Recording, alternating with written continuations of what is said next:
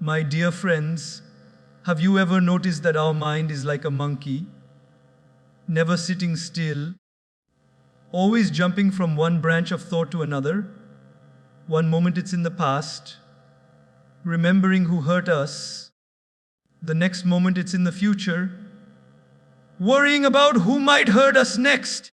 And in between these two trees, the past and the future, we forget to live on the beautiful branch called the present. You see, the mind is not our enemy, but if we don't understand it, it can become our worst master. But if we learn how the mind works, it becomes our best servant. So today, let's go on a small inner journey to understand our mind, manage our thoughts, and master our emotions. Imagine your mind as a beautiful garden, a sacred space where every thought you think becomes a seed. Some seeds grow into fragrant flowers of happiness, while others turn into thorny weeds of worry and anger. The quality of your life depends on what you choose to plant, water, and nurture in this garden. Most people forget that their mind is not an empty space. It is constantly growing something. The question is, what are you allowing to grow? Every morning when we wake up, our mind is like soil waiting for seeds. The first thoughts we think are the first seeds we plant. If we start the day complaining, I'm tired, my life is hard, I hate my job, we are sowing seeds of negativity. Soon, these grow into dense weeds that block the sunlight of joy. But if we begin with gratitude, thank you for this new day, I have another chance to make things better, I'm alive, and that's enough to begin, we plant seeds of peace. These seeds bloom into optimism and clarity throughout the day. Just imagine a real garden. If you don't take care of it, weeds grow automatically. You don't have to plant them. They just appear in the same way. If you don't consciously plant positive thoughts, negativity will naturally creep in. Doubt, jealousy, comparison, and fear, these are like unwanted weeds that strangle your inner peace. You must regularly pick them out. You must tend to your mind as a gardener tends to his plants, with patience, care, and daily attention. Think about it. If a gardener knows that the plant will take 3 months to flower, he doesn't stand over it every day shouting, "Why aren't you blooming yet?" He knows growth takes time. Similarly, when we plant seeds of patience, discipline, or forgiveness in our minds, we can't expect instant results. The process is slow, but it's happening beneath the surface. When you feed your mind daily with positive input, good books, uplifting people, meditation, or gratitude, it's like watering your mental garden. Over time, you begin to see beauty growing where there once was chaos. There's a story about two friends. One always complained about everything. Even on sunny days, he would say, "It's too bright." The other, no matter the weather, found something to be thankful for. The sunlight means I can walk without slipping," he'd say when it was bright. Over time, both men's lives reflected their thoughts. The complainer always found new reasons to be unhappy, while the grateful man seemed to attract peace and positivity. Why? Because their minds had become gardens of different kinds. One full of thorns, the other full of flowers. In our daily lives, we often let others throw garbage into our garden. Someone says something rude, and we carry that hurt in our mind the whole day. Someone disappoints us, and we replay the scene repeatedly. When you allow someone else's words to take root in your garden, you give them power over your peace. Instead, be selective. Choose which thoughts you let grow. When someone offends you, remember, you don't have to plant their negativity in your soil. Let it pass, like dry leaves blown by the wind. The mind garden also needs pruning. Sometimes we hold on to old memories, grudges, and failures, dead plants that occupy space where new growth could happen. Learn to let go. Forgive yourself for past mistakes. Release those who hurt you. When you clear the garden of old debris, you make room for new beginnings. Growth doesn't happen where resentment lives, it happens where acceptance blooms. Now, think of inspiration as sunlight. When you surround yourself with positive influences, motivational talks, kind-hearted friends, spiritual wisdom, you allow light to enter your mind garden. Without sunlight, even the healthiest plants wither. That's why what you consume mentally matters as much as what you eat physically. You wouldn't feed your body junk food every day and expect to be healthy. In the same way, you can't feed your mind gossip, negativity, and self-doubt and expect to live peacefully. Guard your mental diet, and just like a garden needs seasons, rain, sunshine, storms, your mind also grows through challenges.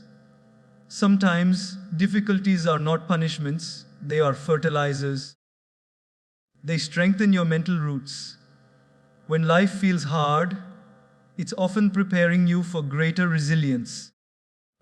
You may not see the purpose in the storm, but later you'll realize the rain helped you grow stronger. Every challenge is nature's way of helping your mind expand beyond its comfort zone. Many people water everyone else's gardens but neglect their own. They give time, energy, and love to others but forget self-care. Remember, if your own garden is dry, you can't help others grow. Taking care of your mental well-being is not selfish, it's essential. Spend quiet moments with yourself. Reflect, breathe, and rest. Even gardens need time to recover after harvest. You deserve that too. Look around your life today. What thoughts dominate your garden? Are you watering anger or appreciation? Are you feeding fear or faith? The beauty of this truth is you have the power to choose. You can pull out old weeds and plant new seeds right now. Every single thought you choose to think becomes a small act of creation. When you look at a peaceful person, understand it's not luck. They have simply become master gardeners of their mind. They protect their thoughts, nurture positivity, and patiently remove negativity. You can do that too. All it takes is awareness. So every morning, before you check your phone or rush to your tasks, take a moment to check your mental garden. Ask yourself, what will I plant today? Will it be gratitude or grudge? Hope or helplessness? Joy or jealousy? The choice, my dear friend, is always yours. Because when you tend your inner garden with love and discipline, your life begins to bloom in ways you never imagined. A beautiful life is not created by chance. It is cultivated by choice. Your mind is the soil, your thoughts are the seeds, and your actions are the water. Plant wisely, nurture patiently, and you'll soon find that peace, happiness, and clarity are not things you chase. They are the flowers that grow naturally in the garden of a well-tended mind. The mind is a powerful servant but a terrible master. This truth may sound simple, but it carries the weight of our entire emotional world. When you control your mind, it works for you, guiding you with clarity, peace, and direction. But when your mind controls you, it drives you with confusion, fear, and anxiety. The same tool that can build your happiness can also destroy your peace if not handled wisely. The difference lies only in one thing: who's in charge, you or your mind? Imagine you are driving a car. The mind is like that car, fast, powerful, capable of taking you anywhere. But if you fall asleep at the wheel, even the best car can crash. Most people are asleep while their mind drives them, not realizing where it's taking them. One thought of worry appears, and the mind begins racing down roads of what if, why me, and how will I survive? Before you know it, you've reached a city called stress. But if you take back the steering wheel, slow down, and guide it consciously, the same mind can lead you to peace. Let's look at how this happens in daily life. Imagine you wake up late one morning. Immediately, the mind starts shouting, "You're going to be late! Everything will go wrong today." You haven't even brushed your teeth yet, but your inner voice has already declared disaster. Throughout the day, this voice keeps talking, criticizing, comparing, and creating imaginary problems. And we, without question, listen to it. We obey it as though it's our master. The truth is, you are not your thoughts. You are the observer of your thoughts. You are the driver, not the vehicle. Have you ever noticed how easily the mind gets attached to negativity? Someone praises you 10 times, but one insult stays in your mind for years. Why? Because your mind magnifies what it fears and repeats what it remembers. When it becomes your master, it makes you a prisoner of your emotions. You start believing every thought it creates. You start reacting to every situation impulsively. A simple comment becomes an argument. A small problem becomes a catastrophe. The mind, when uncontrolled, is like a wild horse, energetic but dangerous. Now imagine the opposite. Imagine you train this horse. You teach it discipline. You give it direction. Slowly, it learns to obey your command. Then, the same energy that once dragged you can now carry you gracefully through life. The mind's strength is not the problem, its lack of control is. When you learn to guide it, every situation becomes easier to handle. You begin to respond instead of react. You start seeing things clearly instead of emotionally. The same challenges that used to break you begin to build you. Think of a time when you felt anger. The mind said, "How dare they talk to me like that?" And before you knew it, your heart was racing, your voice was raised, and your peace was gone. But what if in that moment you paused and said, "Mind, calm down, let's think"? The situation would have looked different. The power of the mind lies in its ability to multiply emotion. If you're calm, it amplifies peace. If you're angry, it amplifies chaos. That's why self-mastery is not about controlling the world. It's about controlling your mind's reaction to it. People often say, "My mind doesn't stop thinking." It's true, the mind is always active. But you can choose which thoughts to engage with. It's like watching people walk by on a street. You don't have to follow every stranger. Let thoughts come and go. Not every thought deserves your attention. When you understand this, your relationship with your mind changes completely. You begin to use it as a servant. You tell it when to think, when to rest, when to focus, and when to let go. There's a story of a monk who was asked, "How do you stay so peaceful?" He smiled and said, "Because I don't believe everything my mind says." The monk understood a deep secret. The mind can lie. It can exaggerate fears, twist facts, and replay pain. But when you step back and observe it, you realize most of its noise is just old programming.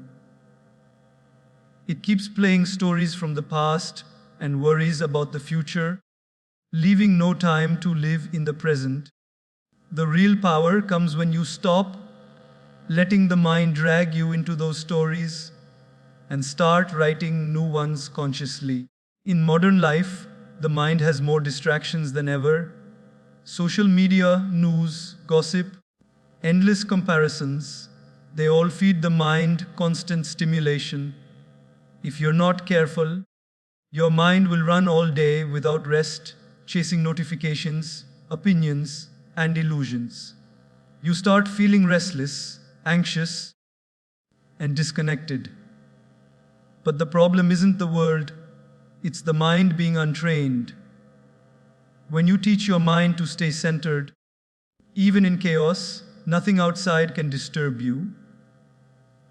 Peace doesn't depend on silence around you, it depends on silence within you.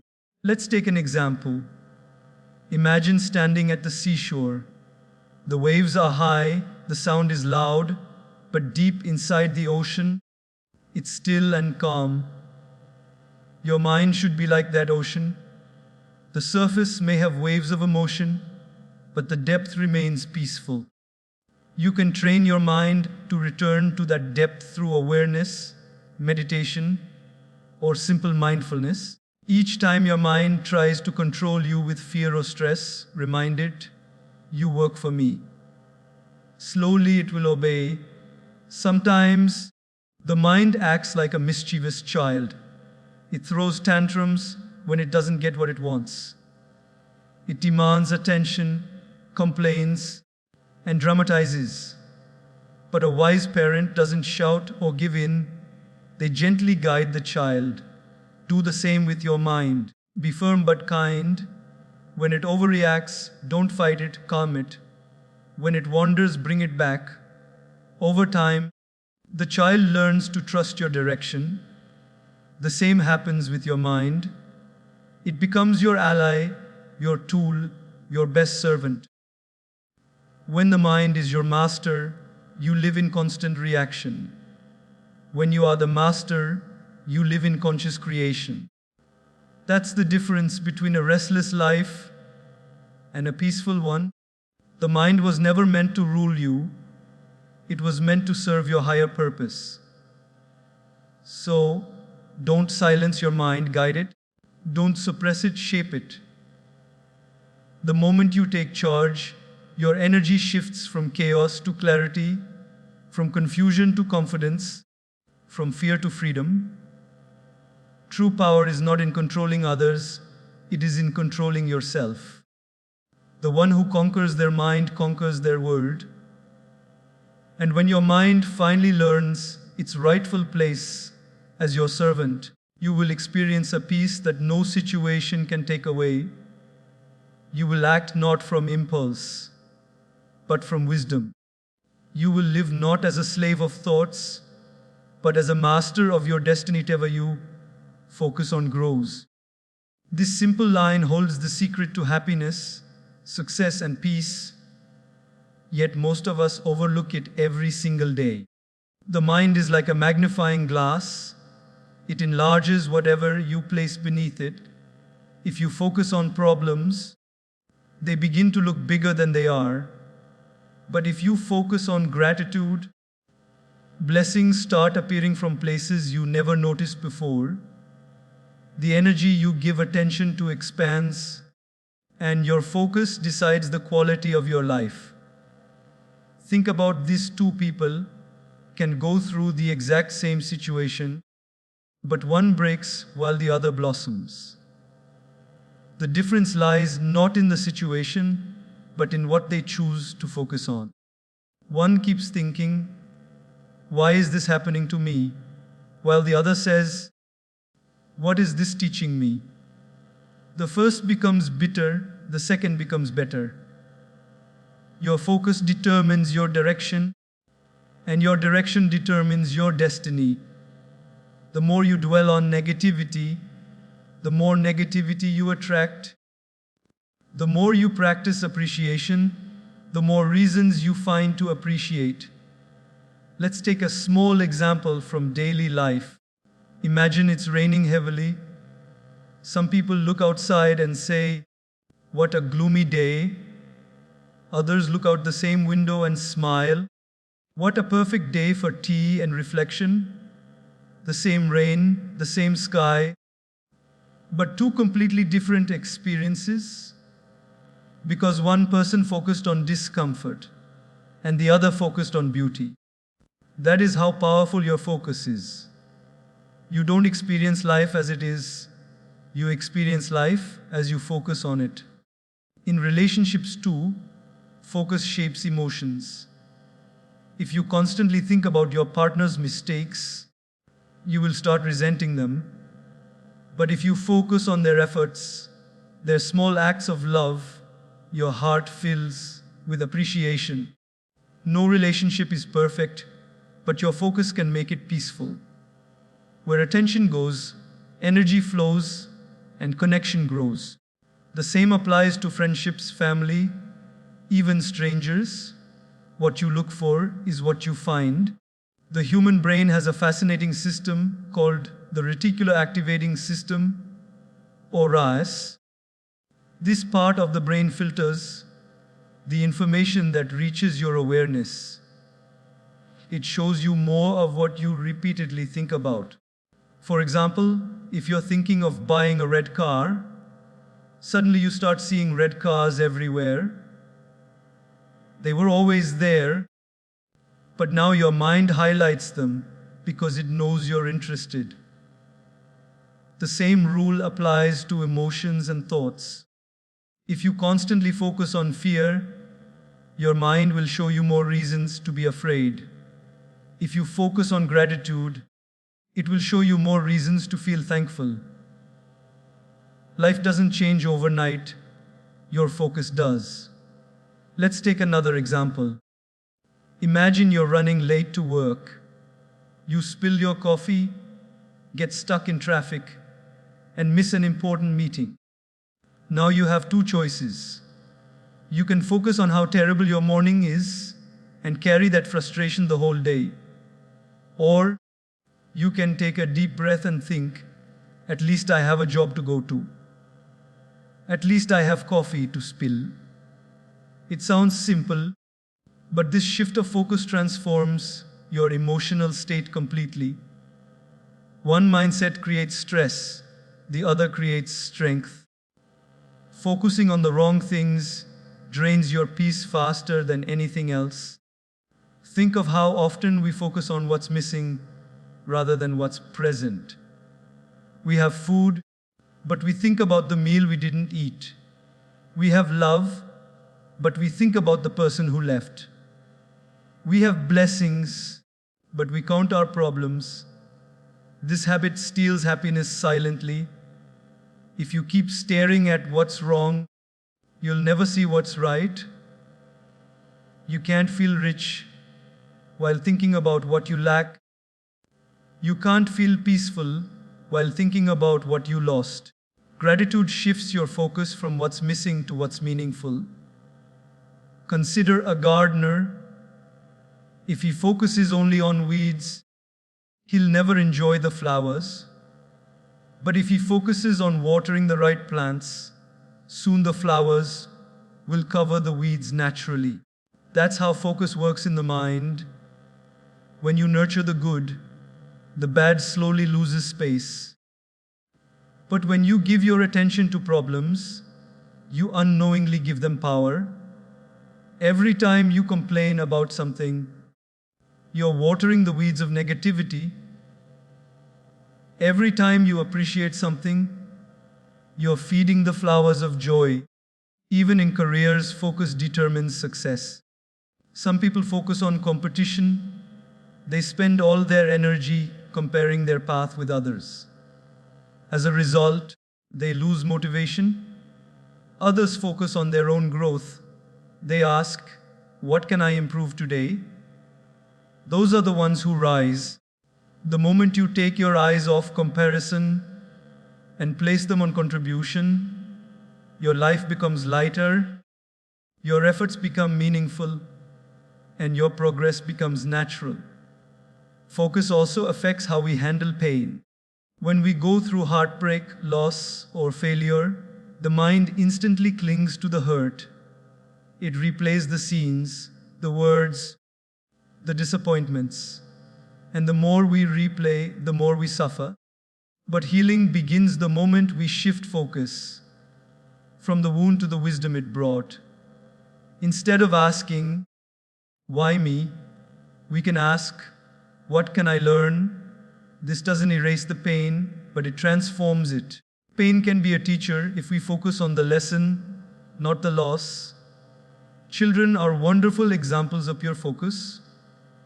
Give them a toy, and they become so immersed that the world disappears. They don't worry about yesterday or tomorrow.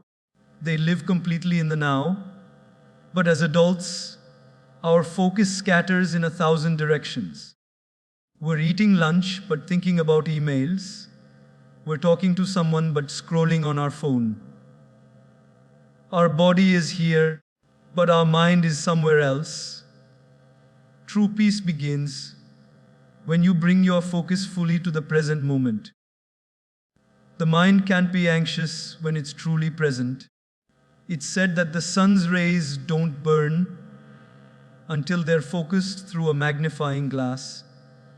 In the same way, your potential doesn't create impact until it's directed through focus.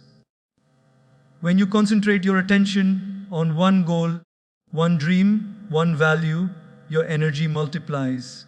But when your focus is divided between fear, distraction, and doubt, your strength weakens.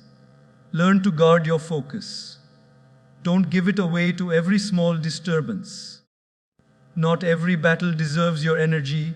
Some things are better ignored than engaged. So, if you want to change your life, don't wait for your circumstances to change. Change your focus. Instead of asking, "What's wrong?" start asking, "What's right?" Instead of saying, "I can't do this," say, "I'll find a way." Slowly, your world begins to mirror your mindset. Focus is not about ignoring reality. It's about choosing which part of reality you want to grow. When you focus on problems, you create more problems. When you focus on possibilities, you create miracles. In the end, focus is your inner compass. Wherever you point it, your life follows. So point it toward peace, gratitude, and purpose. Don't waste your precious energy chasing worries or doubts. Train your mind to see the good, and the good will begin to expand, because life always gives more of what your focus feeds. And when you feed it with hope, love, and light, you'll find beauty growing even in the darkest corners of your mind. The mind is like a mirror. It reflects whatever you place before it. If you stand before it with anger, it shows you an angry face. If you come with love, it reflects warmth. The mind does not create on its own, it simply mirrors what you feed it. Yet most people forget this simple truth. They look into the mirror of life, see a distorted image, and then blame the mirror. But the problem is never with the mirror, it's with what we show it. When you fill your mind with peace, it reflects peace. When you fill it with chaos, it reflects confusion. The quality of your inner reflection decides the quality of your life.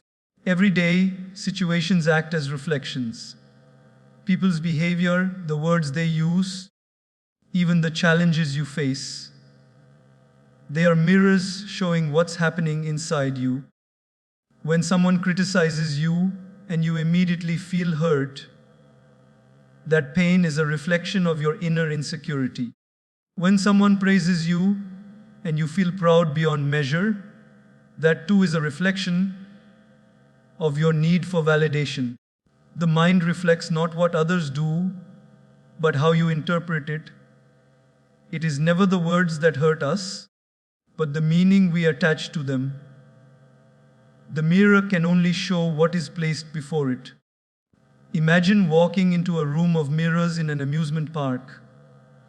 Each mirror bends your reflection differently. Some make you tall, some short, some wide, some thin. You laugh because you know it's just a distortion, not reality. But in life, when the mirror of the mind distorts things, when it shows fear bigger than it is or success smaller than it should be, we forget that it's a distortion. We react as though the reflection is truth. That's why understanding your mind is so powerful. When you realize it's just reflecting your inner emotions, you stop reacting blindly and start responding wisely. Let's take a simple example from daily life. You wake up one morning feeling irritated. You spill your tea, get stuck in traffic, and someone cuts you off on the road. Immediately, your mind says, "This day is ruined." But if you pause for a moment, you'll notice the mirror was already dirty before the day began. The irritation didn't come from the world. It came from the reflection inside you. The traffic and the spilled tea just revealed what was already there. If you clean your inner mirror first, with patience, gratitude, or a few deep breaths, suddenly the world outside doesn't seem so harsh anymore. Another example is when someone insults you. Most people's first reaction is anger. But if you step back and reflect, you'll see the insult was just their dirt, their pain being projected. If you pick it up, you're choosing to make it your own. It's like a man throwing mud. If you stand close, it splashes on you, but if you step back, it falls harmlessly to the ground. The mind that is calm reflects insults as lessons and not as wounds. The mind that is disturbed absorbs everything and becomes clouded. When your mind is clean, other people's negativity cannot stain it. A mirror's nature is to reflect clearly when it's clean, but when dust collects on it, it blurs the image. The same happens with your mind. Every day, small particles of negativity, complaints, gossip, judgments, regrets, settle on your mental mirror.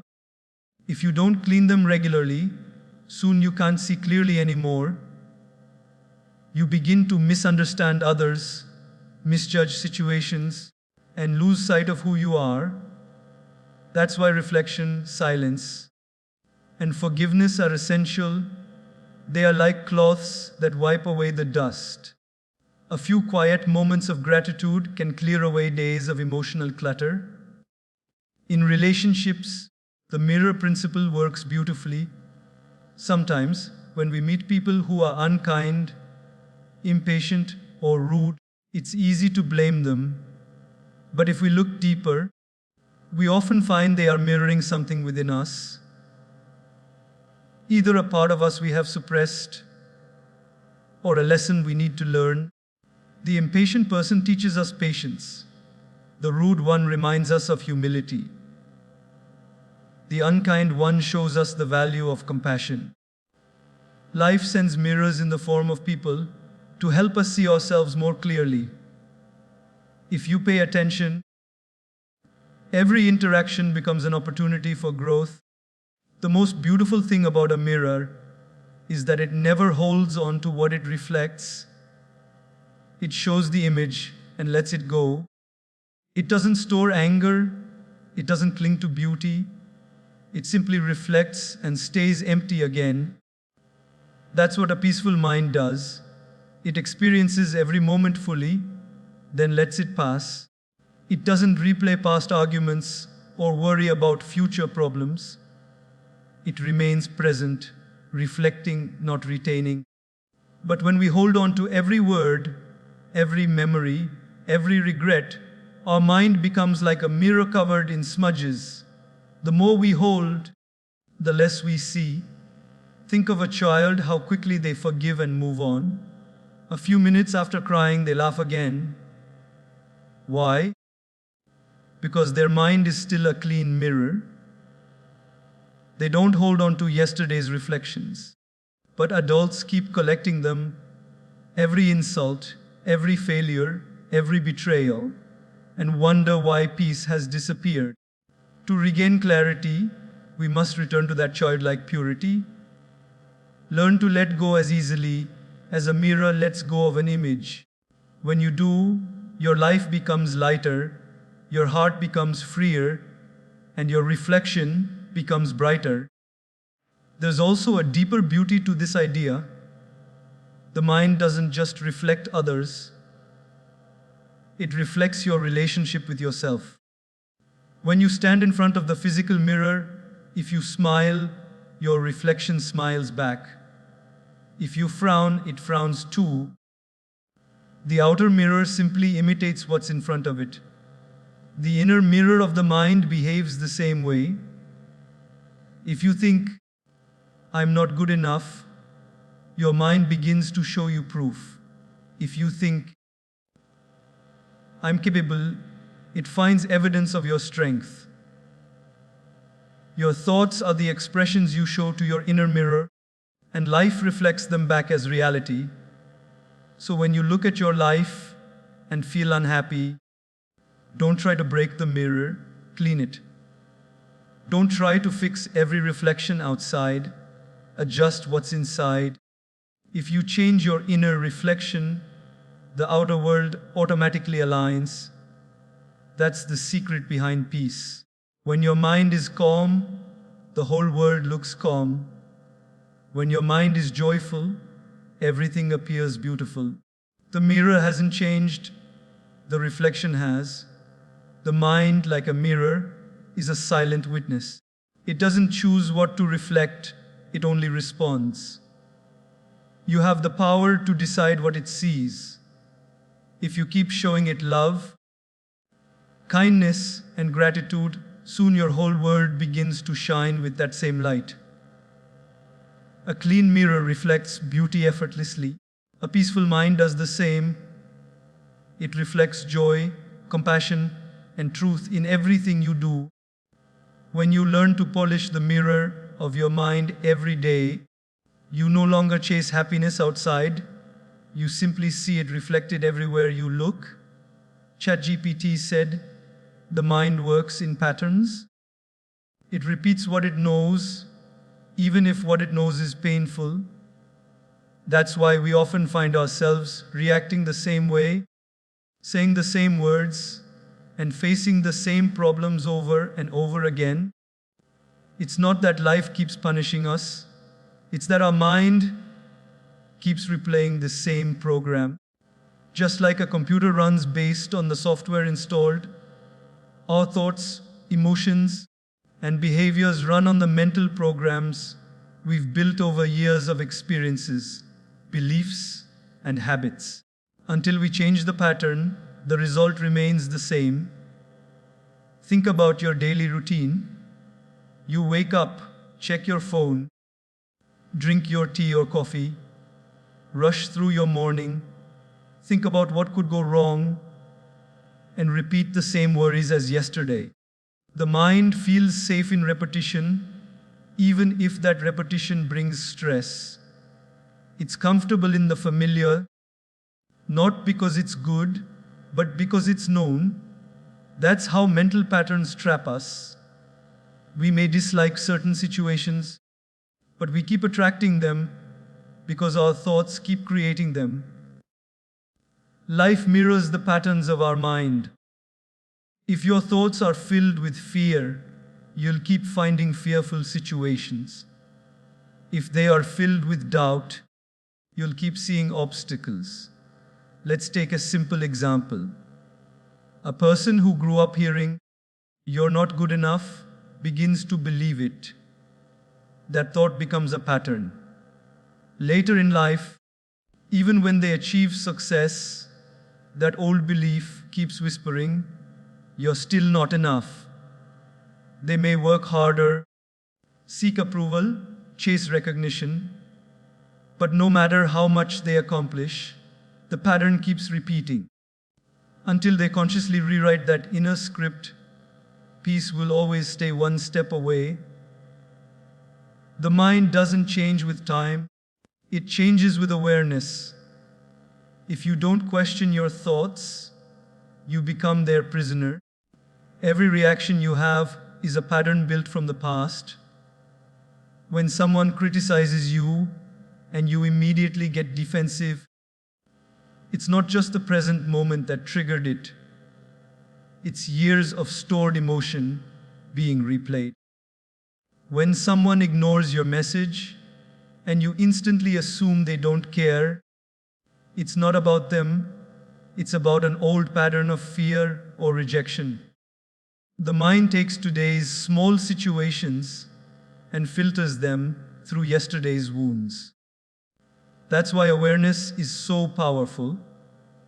It helps you see the pattern instead of becoming it. Imagine your mind like a path through a forest. The more you walk the same path, the clearer it becomes. The grass flattens, the soil hardens, and soon it becomes automatic. You don't even have to think about where you're walking. That's what habits are, mental pathways you've walked so often that they've become easy, automatic, and unconscious. Now, if you decide to create a new path, say, replacing anger with patience or worry with faith, you'll have to cut through new ground. It's uncomfortable at first, but if you walk that new path every day, soon it becomes the default route. The old path starts to fade. Take a real life example. Someone who always expects disappointment. Every time something good happens, they think it won't last. When a person loves them, they think they'll leave me eventually. This expectation becomes their mental pattern, and the mind begins to act accordingly. It sabotages happiness because it's following its programming. The moment you expect failure, your behavior unconsciously moves toward it. But when you replace that thought with, I deserve good things, and I am open to receive them, your energy changes. You start noticing opportunities you missed before, because now your pattern is one of acceptance, not fear. Patterns also affect how we handle problems. Some people, when faced with a challenge, instantly think, why does this always happen to me? Others think, what is this trying to teach me? The first pattern keeps them trapped in victimhood. The second empowers them. The same event, two different outcomes. Because one mind repeats old pain, the other creates a new perspective. That's the beauty of awareness. You can't stop your mind from forming patterns, but you can decide which ones to nurture. The tricky part is the mind doesn't like change. It resists it. If you've always responded with anger, your calmness will feel strange. If you've always expected rejection, love will feel uncomfortable. The mind will try to drag you back to the old because the old feels safe. But comfort is not always peace. Growth begins when you challenge the familiar. When you catch yourself reacting the same way you did yesterday, pause. That moment of awareness is the seed of transformation. Each time you pause, you break the pattern's control a little more. Think about learning to drive. In the beginning, you had to pay attention to everything: mirrors, gears, signals. But after a while, it became automatic. That's the power of repetition. Now imagine applying that same principle to peace, gratitude, or mindfulness. If you repeat calm thinking daily, soon it becomes your new automatic mode. Instead of anger, your first response will be patience. Instead of fear, your first instinct will be faith. That's how new patterns are built. Not overnight, but through consistent repetition of awareness and positive focus. Our relationships also run on patterns. Some people keep choosing partners who treat them poorly. Others keep ending up in the same arguments. It's not bad luck. It's the mind repeating what feels familiar. We attract what matches our internal frequency. If your mind is filled with unresolved pain, it seeks people who mirror that pain. But the moment you heal the pattern within, your choices begin to change. You stop reacting from wounds and start responding from wisdom. The same word, the same people, but your experience becomes completely different. In daily life, observe your recurring thoughts. Do you often think, I don't have time, I can't handle this, or people always disappoint me? These aren't just random ideas, they're loops. Each repetition strengthens the belief until it becomes part of your identity. But the good news is, the mind can learn new loops too. You can replace I can't with I'll try. And over time, that simple change builds confidence. You can replace no one cares with I choose to care. And suddenly, your world becomes more loving. The mind is like a sponge. It absorbs whatever you feed it daily. If you feed it fear, it reflects fear. If you feed it hope, it reflects strength. You can't expect a new life with the same old thinking. You must upgrade your mental software, uninstall the outdated beliefs, and download new ones that align with your peace and purpose. This isn't easy, but it's possible.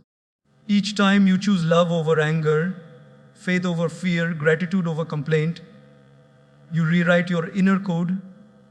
Eventually, your new patterns become your new personality. You wake up calmer, you respond wiser, you love deeper. The world around you starts to change because you no longer repeat yesterday's pain.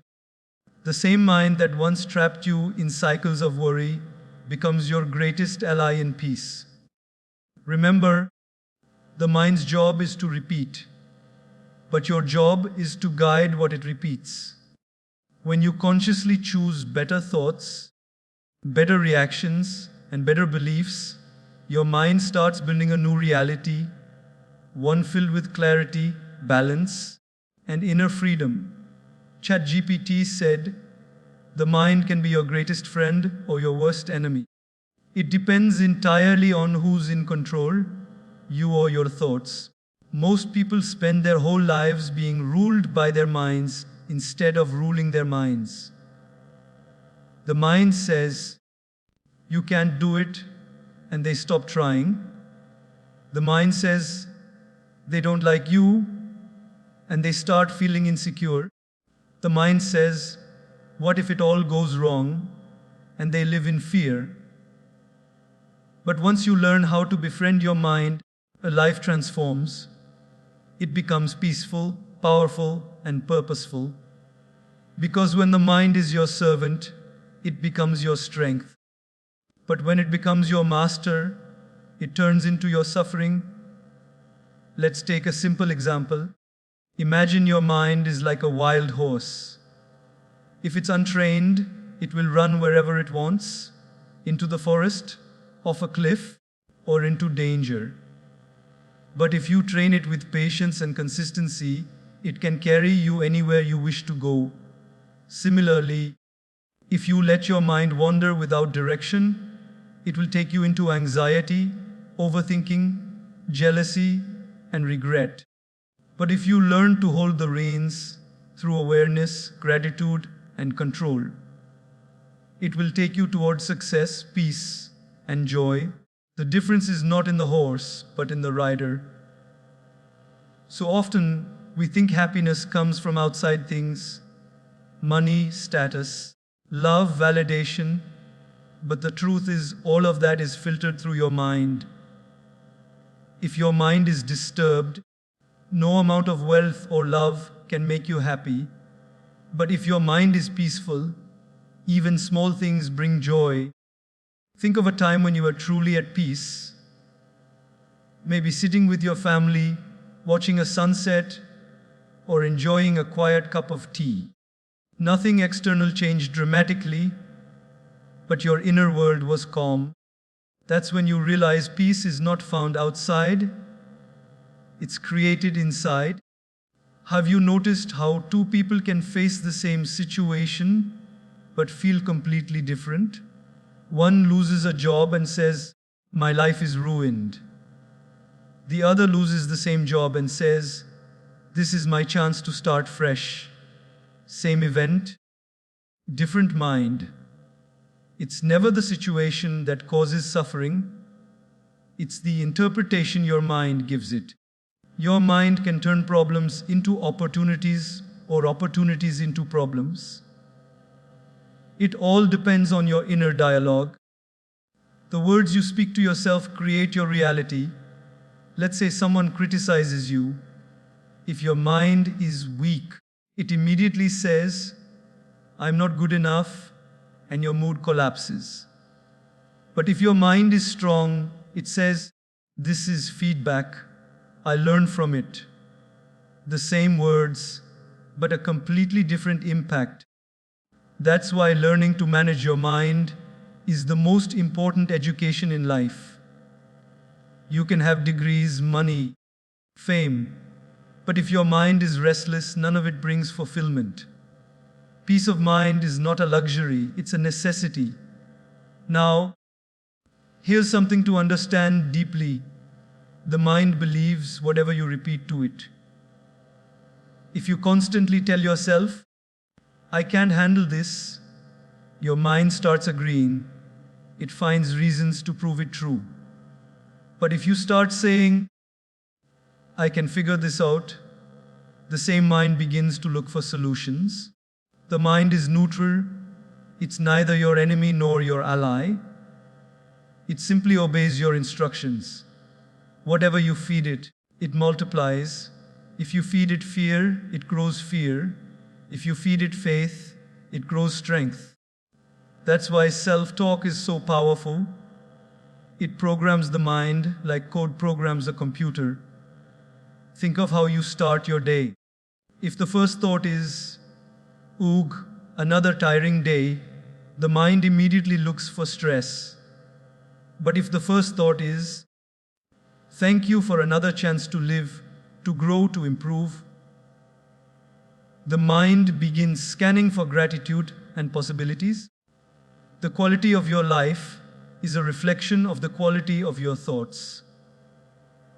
You cannot have a peaceful life with a chaotic mind. A beautiful example is from our everyday relationships. Suppose your friend forgets to call you.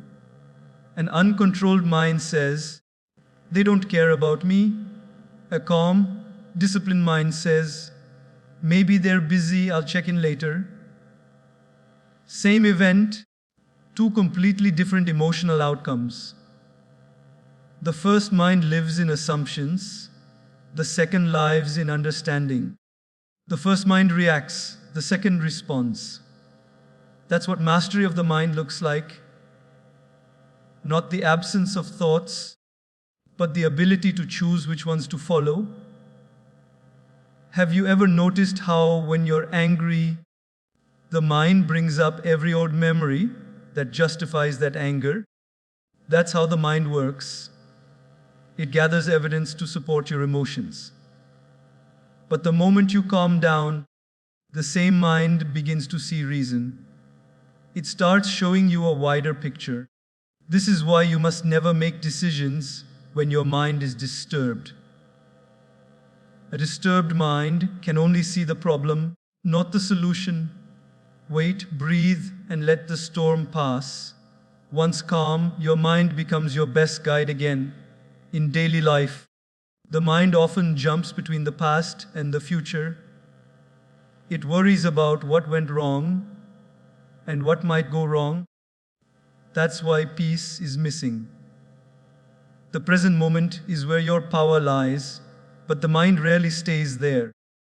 Have you noticed how even while eating, your body is at the table, but your mind is somewhere else, thinking about tomorrow's meeting or yesterday's mistake?